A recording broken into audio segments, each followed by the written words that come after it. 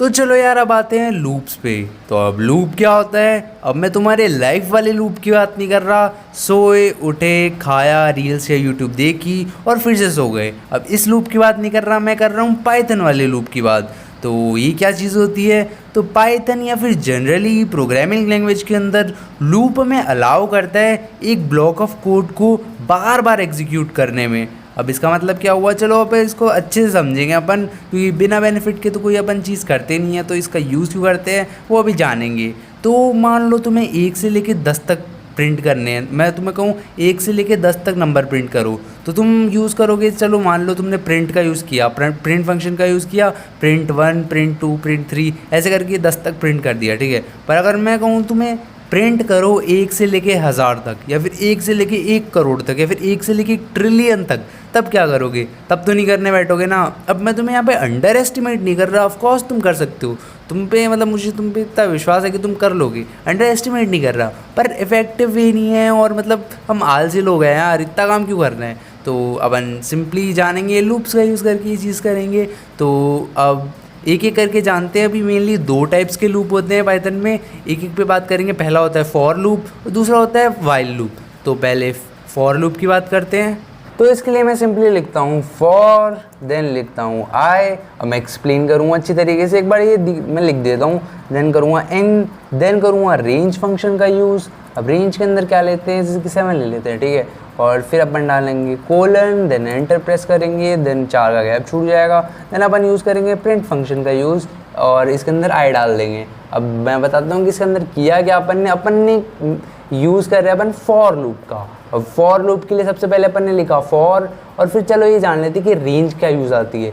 तो रेंज जो है ना, एक फंक्शन है रेंज 7। अपन क्या करेंगे, पहले रेंज लिखेंगे, देन पैरेंथेसिस लगाएंगे, फिर इसके अंदर कोई भी डिजिट लिख देंगे, मतलब कोई भी, जैसे कि कुछ भी हो सकता है इसके अंदर। अब ये करेगा क्या, ये रेंज लेगा 0 से लेकर जो भी आप चीज़ डालोगे ना, यहाँ पे ये 7 है तो 7 को जस्ट एक्सक्लूड कर देगा, ये 6 तक ही लेगा, मतलब 0 से लेके 6 तक की रेंज, ठीक है। मतलब अगर मैं यहाँ पे 8 डालता हूँ तो ये क्या करेगा, मतलब 7 है तो 0 1 2 3 4 5 6, पर 7 नहीं लेगा, ठीक है। अगर मैंने यहाँ पे डाल दिया 9, तो अब ये क्या करेगा, 0 1 2 3 4 5 6 7 8 तक लेगा, 9 को एक्सक्लूड कर देगा। मतलब जो यहाँ पे नंबर डालोगे ना आप, इसको एक्सक्लूड कर देगा, और बाकी इसके पहले के जितने भी नंबर है ना 0 से स्टार्ट करके, वो सबकी रेंज लेगा, ठीक है, समझ गए। और अब फॉर अपन ने लिखा, देन यहाँ पे लिखा आई इन रेंज ये। तो अपन क्या कर रहे हैं, सिंपली इसको ऐसे समझो कि पहले सबसे पहले लिया अपन ने 0, इसको उठा के रख दिया अपन ने आई के अंदर,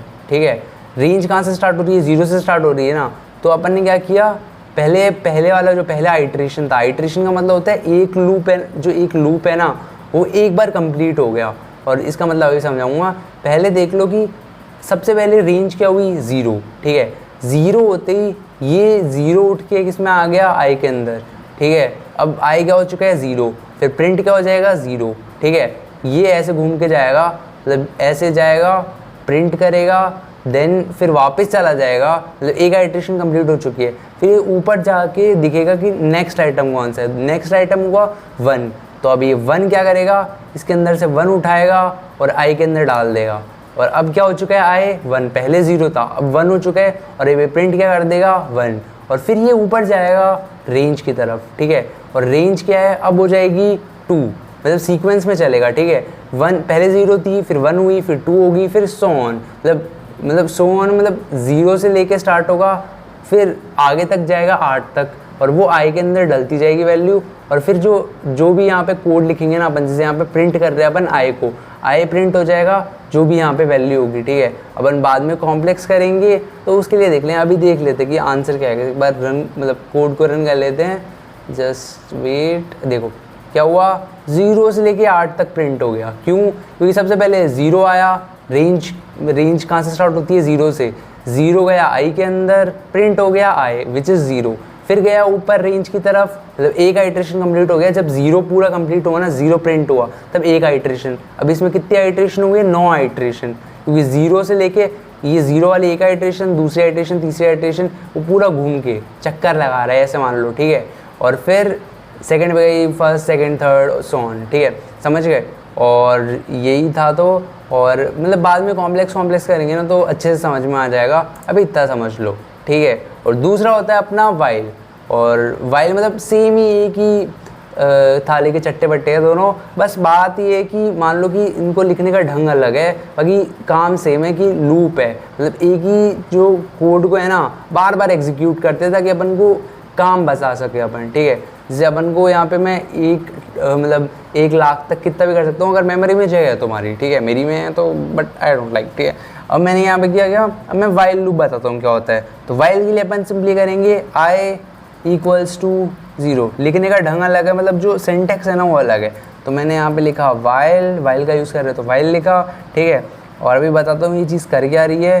देन मैंने यहाँ पे लगाया अपना एंगुलर ब्रैकेट लगाने के बाद मैंने यहाँ पे कंडीशन लिखी, फॉर एग्जांपल 7 ले लेते हैं, ठीक है, 7 से प्यार है तो 7 ले लेते हैं, ठीक है। अपन ने 7 लिया, देन अपन को जस्ट कोलन लगा देना है, उसके बाद जस्ट प्रिंट कर देना है जो भी अपन को प्रिंट करना है, इस केस में आई करना है, ठीक है।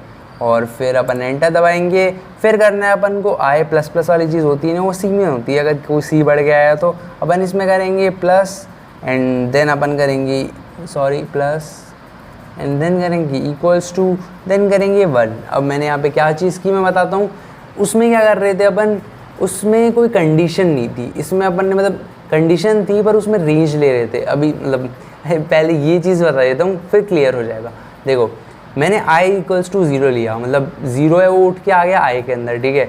और फिर क्या हुआ, ये यहाँ पे मैंने कंडीशन लगाई i जब तक 7 होता है, मतलब जब तक 7 बड़ा है ना i से, तब तक ये चीज़ करते रहो, मतलब लूप के जो आइट्रेशंस है ना वो करते रहो, ठीक है। और अगर जो i है ना वो 7 की इक्वल हो गया या फिर मतलब 7 से बड़ा हो गया तो ये कंडीशन जो है ब्रेक हो जाएगी, मतलब ये लूप ब्रेक हो जाएगा। और i स्टार्ट कहाँ से हो रहा है, 0 से, ठीक है, 0 से स्टार्ट हुआ। फिर यहाँ पे i प्लस प्लस अपन ने क्या लिया, ये जैसे कि मैंने पहले बताया था, इसका मतलब क्या होता है कि i याद होगा अगर थोड़ा सा भी, तो i equals to i plus 1, समझ गए, इसका मतलब वो था, ठीक है। ये यहाँ पे अपन ने क्या लगाया वाइल के अंदर, यहाँ पे मैंने एक कंडीशन लिखी है, ठीक है। कंडीशन में क्या किया है कि जब तक 7 बड़ा है ना i से, तब तक ये मतलब जो लूप है वो चलेगा। उसके बाद अगर ये कंडीशन ब्रेक हो जाती है, मतलब 7 है वो i की इक्वल हो जाता है या फिर 7 छोटा हो जाता है i से, तो ये कंडीशन ब्रेक हो जाएगी और ये लूप भी ब्रेक हो जाएगा। तब तक ये लूप करते रहो, मतलब ये आइट्रेशंस चलाते रहो। और उसके अंदर कर क्या रहे अपन, i इक्वल्स टू 0, ठीक है। मान लो ये i इक्वल्स टू 0 है, ठीक है। फिर अपन ने यहाँ पे क्या चीज़ हो रही है, प्रिंट हो गया i इक्वल्स टू 0, क्या प्रिंट होगा 0, ठीक है, क्योंकि 0 है ना है अभी तो। और फिर ये नीचे गया नेक्स्ट स्टेटमेंट की तरफ, मतलब दूसरी लाइन की तरफ गया है क्योंकि इसके अंदर चल रहा है ना, तो दूसरी लाइन के अंदर जाके ये क्या करेगा, अब 0 आए, ठीक है ना। तो अगर मैं 0 प्लस 1 करूँगा तो क्या आएगा 1, तो ये पुट हो जाएगा i के अंदर। तो अब i क्या हो चुका है 1। अब ये ऊपर जाएगा, मतलब जैसे लूप होता है ना कि गोल गोल घूम रहा है, चक्कर लगा रहा है, जैसे ये वाली स्टेटमेंट कंप्लीट हुई ना, ये ऊपर वापस चला जाएगा वाइल की तरफ, कंडीशन की तरफ। अब कंडीशन में दिखेगा कि क्या i है, वो मतलब इससे छोटा है ना, छोटा है तो फिर दोबारा लूप चलेगा, ठीक है। छोटा है क्योंकि अभी i क्या हो चुका है 1, क्योंकि यहाँ इस स्टेटमेंट से क्या हो चुका है 1 हो चुका है ना, पहले 0 था, यहाँ से 0 था, पर अब इस कंडीशन की वजह से क्या हो चुका है 1, क्योंकि अब ये कंडीशन थोड़ी कंफ्यूजिंग मतलब कंफ्यूज कर रही होगी। क्यों कर रही होगी, क्योंकि यहाँ पे मैथ के तो तोते उड़ चुके हैं, पर मैथ की कोई बात नहीं है, प्रोग्रामिंग, ठीक है। यहाँ पे अपन ने क्या किया, i इक्वल्स टू 0, ठीक है। ये यहाँ पे ये चीज़ देखो, i इक्वल्स टू 0 है ना, इसके अंदर आ गया, ठीक है। और अब 0 प्लस 1 करोगे तुम, तब क्या आएगा 1। और ये असाइनमेंट ऑपरेटर क्या करता है, ये वैल्यू डालने के काम आता है। तो 1 उठ के आ गया i के अंदर, ठीक है, जो 1 है वो उठ के i के अंदर आ गया, i वेरिएबल के अंदर, ठीक है। तो फिर 1 हो चुका है i, अभी ऊपर जाएगा वाइल की तरफ, मतलब अब ये कंडीशन चेक करेगा, कंडीशन मतलब ब्रेक नहीं हो रही है, तब ये वापस नीचे जाएगा, प्रिंट कर देगा क्या 1, ठीक है।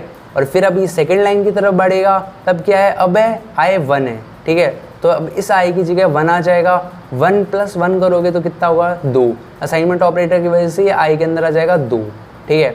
फिर सो ऑन करता जाएगा जब तक ये कंडीशन ब्रेक नहीं हो जाती है। कंडीशन ब्रेक कब होगी, जब जो ये वाला i है ना, जो ये वाला है, जब ये वाला i 6 से ऊपर हो जाएगा। जैसे ये चीज़ है ना, ये 7 हो गई ना, ये वो 7 ये वाले आए 7 हो गया, फिर ये वापस ऊपर जब जाएगा गोल चक्कर लगाने के लिए, जब गोल चक्कर लगाने के लिए ऊपर जाएगा तो कंडीशन ब्रेक हो जाएगी, तो लूप ब्रेक हो जाएगा, फिर कुछ भी प्रिंट नहीं होगा। मतलब ये वाली स्टेटमेंट है, ये वाली स्टेटमेंट बाद में ट्रू नहीं होगी, मतलब प्रिंट नहीं होगी ना, एग्जीक्यूट नहीं होगी, ठीक है, ऐसे समझो। अब मैं अगर इसको रन करना चाहूँ, देखो एक सेकेंड, ये देखो 0 से लेके 6 तक हो गया।